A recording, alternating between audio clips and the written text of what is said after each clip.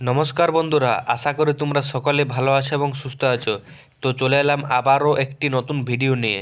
আজকের ভিডিওতে আমরা আলোচনা করব ওয়েসিস স্কলারশিপ সংক্রান্ত তোমাদের একটি গুরুত্বপূর্ণ প্রবলেম, যেটি তোমাদের সবার হয়ে থাকে।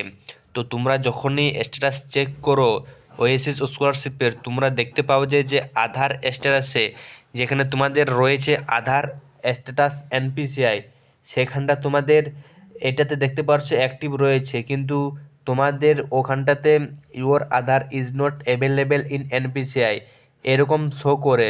এবং তোমাদের যে আধার অথেন্টিকেশন স্ট্যাটাস, এটিতে তোমরা দেখতে পারছো সাকসেস, কিন্তু যাদের প্রবলেম রয়েছে ওটি তোমাদের নট অ্যাক্টিভ শো করে। অর্থাৎ এটিতে দুটোই গ্রিন টিক রয়েছে, বাট তোমাদের যাদের প্রবলেম রয়েছে তাদের ওটি দুটি যে লাল হয়ে গিয়ে থাকে। তো সেটি একটি অনেক বড় প্রবলেম। ওই প্রবলেম যদি তোমাদের হয়ে থাকে, তোমরা কেউ এই স্কলারশিপ থেকে টাকা পাবে না।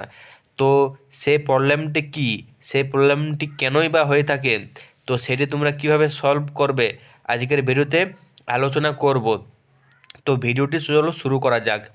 তো ফার্স্ট অফ অল বলতে চাই যে এই আধার স্ট্যাটাস, যে ফার্স্টে দেখতে পারছো আধার স্ট্যাটাস এনপিসিআই, এই জিনিসটি কি। তো এটা আমি বলে রাখতে চাই যে তোমাদের যে ব্যাঙ্ক অ্যাকাউন্ট, ধরো তোমার এসবিআই ব্যাঙ্ক হোক, কানাড়া ব্যাঙ্ক হোক, পাঞ্জাব ব্যাঙ্ক হোক, তোমাদের যে ব্যাঙ্ক অ্যাকাউন্টে যে মোবাইল নম্বরটি দেওয়া থাকে, অর্থাৎ যে মোবাইল নম্বরে তোমার মেসেজ যায় টাকা লেনদেনের, সেই মোবাইল নম্বরটি তোমার যদি আধার লিঙ্কের সাথে নাম্বারটির লিঙ্ক না থাকে, তাহলে তোমার যে এই আধার স্ট্যাটাস এটি অ্যাক্টিভ অ্যাক্টিভ শো করবে না। তোমাদের ওটিতে যে শো করবে your Aadhaar is not available in NPCI, এটি শো করবে।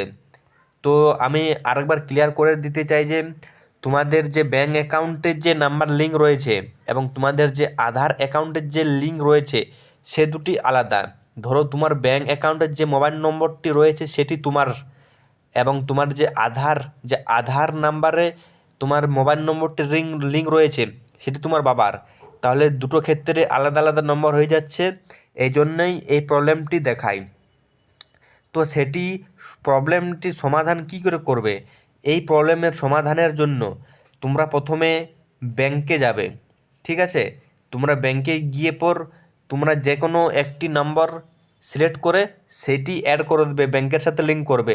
ধরো তোমার 18 বছর হয়ে গিয়েছে, তাহলে তুমি ব্যাংকে গিয়ে পর তোমার নিজের নম্বরটি অ্যাড করলে। ঠিক আছে, নিজের নম্বরটি অ্যাড করলে তোমার নিজের নম্বরটি যখনই ওখানে লিঙ্ক হয়ে যাবে ব্যাংকে, তারপর তোমরা যাবে তোমাদের আধার সেন্টার।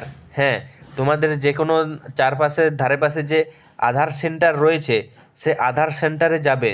আধার সেন্টারে গিয়ে পর বলবে আমার যে আধার নাম্বারে যে মোবাইল নম্বর লিঙ্ক আছে সেটি আমাকে চেঞ্জ করব, এইটি বলবে।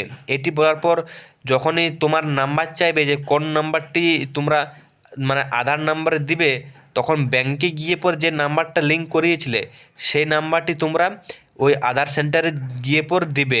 তবে তোমাদের যে আধার নাম্বারে তোমার ওই নম্বরটি লিঙ্ক হয়ে যাবে।